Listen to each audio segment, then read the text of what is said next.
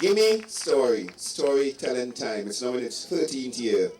And you're supposed to clap Henry Mutu and the Cultural Foundation for that achievement. I think it's quite significant because what Gimme Story is doing, you are bringing communities together. It's not the first time I'm working with them. I've worked with them before. They have an innovative way of storytelling. They use music. They use rhythm. They use a beautiful interaction with the audience. You know, and apart from that, they are a beautiful couple. You know, they have a lovely son with him. I think he was the one who encouraged the first young at heart girl. She was a bit stage fright at first, and he encouraged her to come up and tell that story. I don't know what's going on there, but that's another story. You know? But I really and truly want to bring on a beautiful couple, two great friends. May I bring on the story crafters? Please, some applause. Well, hey. We don't have any parrot stories, so you're all right. But we have a couple of, we want to do two little short things for you tonight. The first one, we need to make sure that you know this little storytelling tradition. Have you heard of this man named Spooner? Edward Spooner? He used to flip the two first letters of words around so that, oh, there's a Spooner's around here, huh?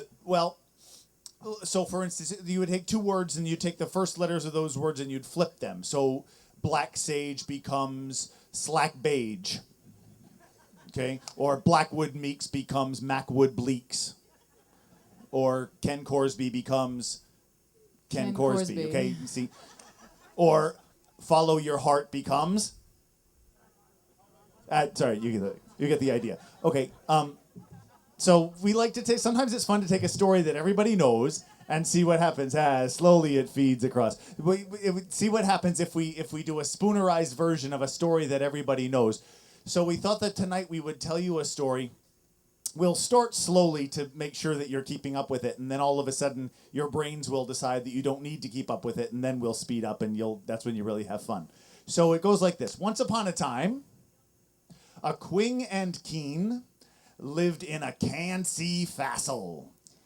And they had everything a Quing and Keen could ever want, except for a bittle laby. Oh, how they longed for a bittle laby. How they wished for a bittle laby. And finally, after all those years of wishing and longing, they were blessed with a bittle laby. Exactly.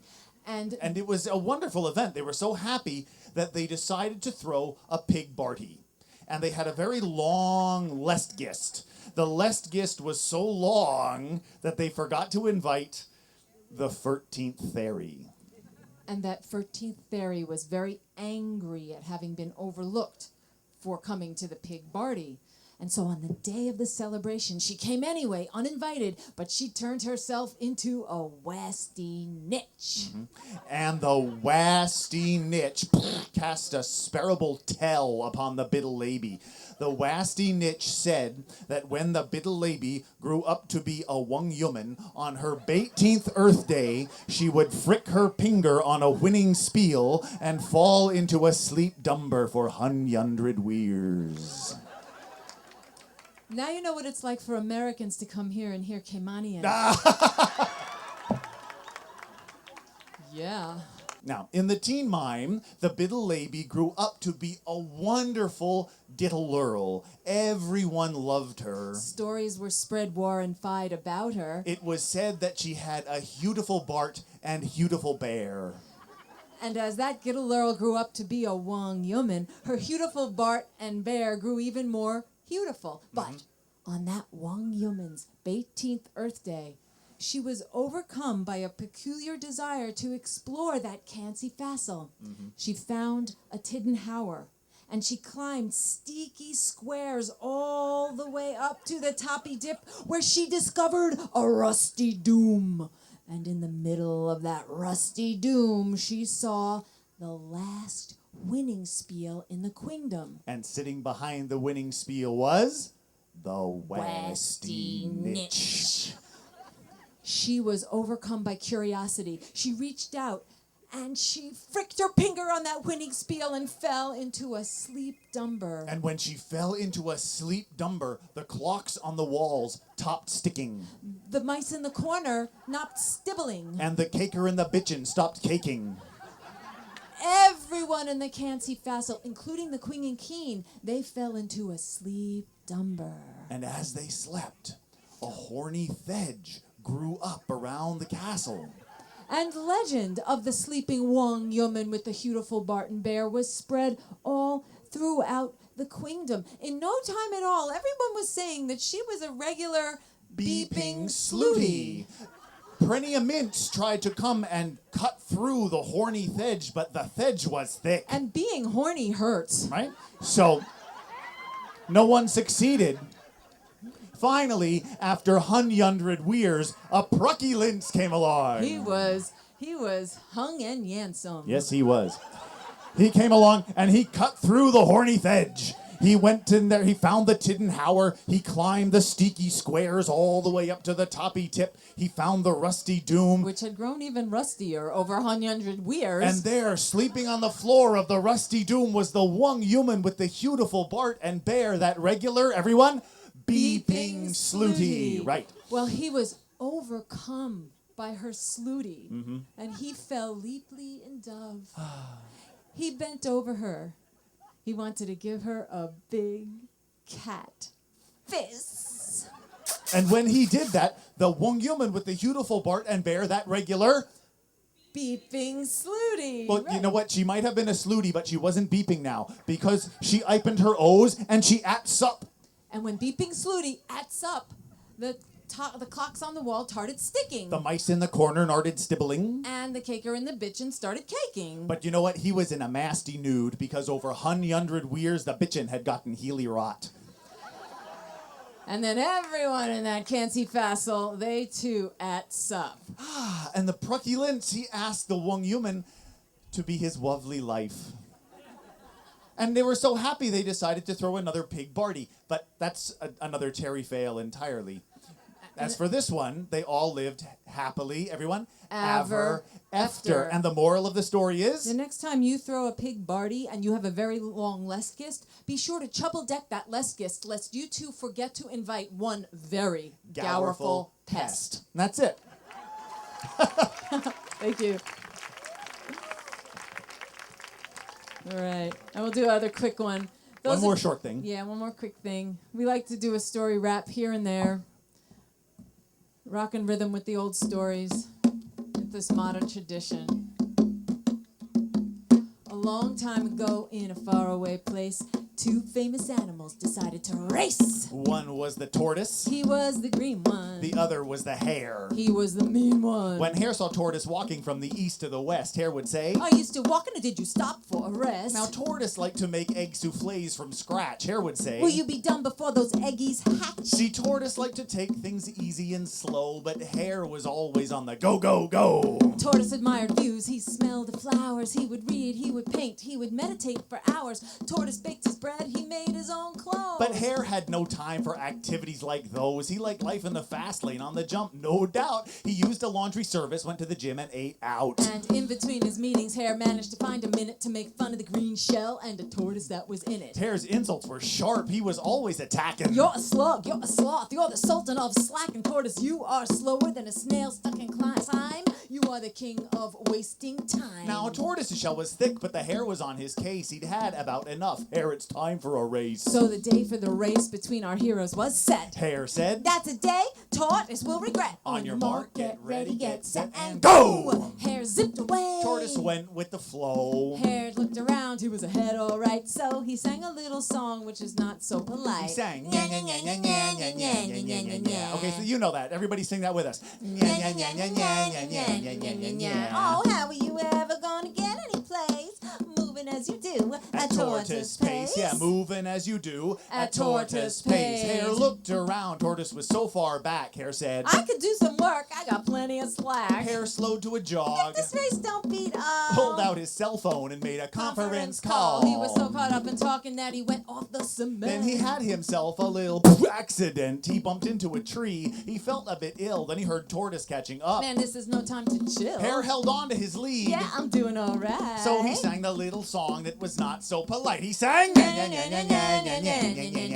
Oh, I'll leave you in the dust without a trace. You go home in disgrace. At tortoise pace, you'll go home in disgrace. At tortoise pace. Hare looked around. Tortoise was so far behind. Hare said, Time for me to go online. Hare pulled out a palm-sized computer apparatus. He surfed and he tweeted and he posted his status. He was checking a chat room when he heard a little cough. Tortoise passed him by. Hare didn't even log off. He went hip hip hopping at a frightening speed, and in no time at all he was back in the lead. Hare was moving so fast he nearly took flight. So he sang the little song that was not so polite. He sang.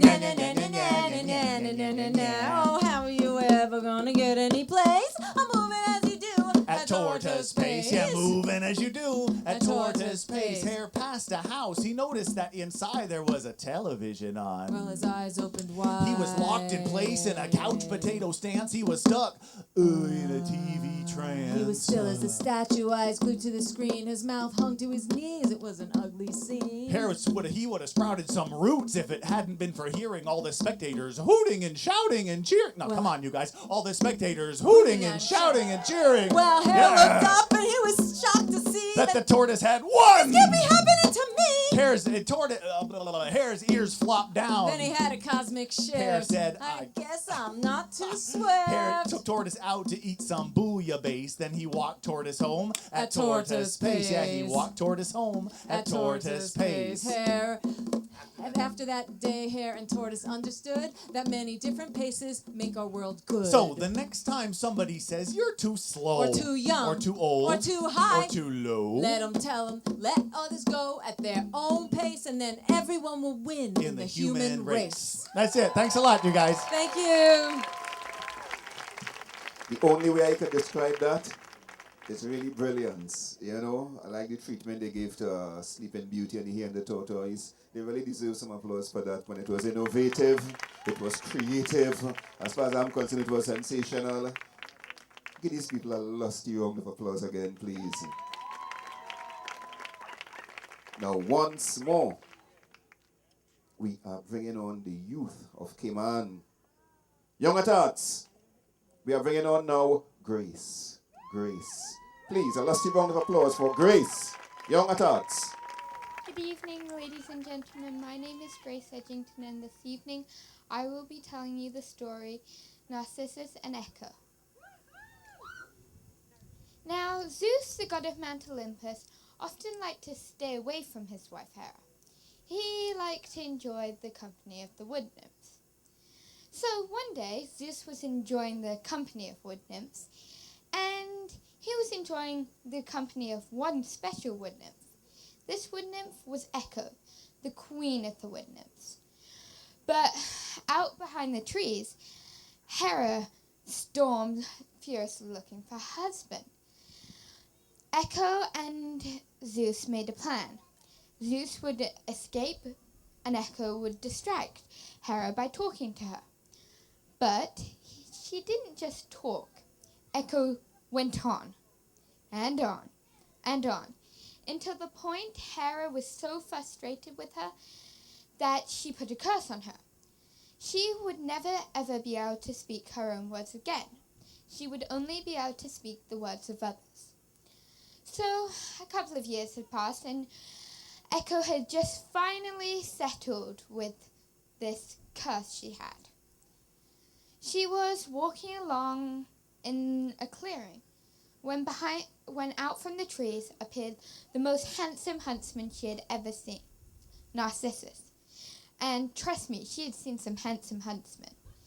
So she followed him up the hills, down the mountains, and across the river, until the point he got so frustrated he went, "Why do you follow me?" But all she could reply was, "Follow me, follow me, follow me."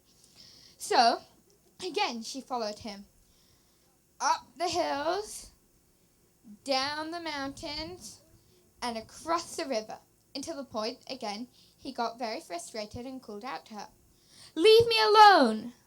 But all she could reply was, "Alone."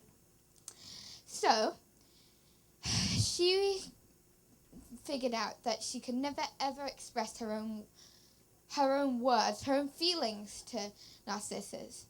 And she slowly faded away and died. The wood nymphs were so mad at Narcissus that he had killed their queen. He called Maria, the goddess of vengeance. They asked her to put a curse on him. So she had a plan. One day, Narcissus was drinking out at the river, when, from behind the trees, Maria stood, and zap, she put that curse on him. He instantly fell in love with his reflection, and now he couldn't stop staring at his reflection. He was in a trance. He had gone weeks and weeks without eating because obviously he couldn't move. So slowly, like any other human would do, he died as well. Now, the gods felt sorry for Narcissus, so they decided to turn him into a yellow flower, which still bears his name today. Thank you. We have another young attached to go on it, but let's go see how blacks is like animal stories, boy. Let's find like animal stories. What I like Well, about I'm going that to tell you is another one while we are in for next the young, performance getting prepared. about Greek mythology. A priest went in the wilds of Africa to reform the poor natives, the ignorant natives, and show them what is the true religion. So while he was in the wilds of the African jungle, he was chased by a lion. Papa, the priest started to run. And the lion behind him, the priest running, the lion behind him, the priest running, the lion behind him. The father say, not me, and father run up a tree. The lion sit down patiently underneath the tree. The priest up in the tree, waiting. Finally, when the priest could take it no more, he said, "Nah, boy, I had to come down." Yes, he see the lion kneel down, and the lion start to pray. The priest say, "Oh my gosh, a miracle! I converted a lion to the true religion. I made a lion pray. I converted a lion." The lion say, "Convert who? Me? I am saying my grace before meals."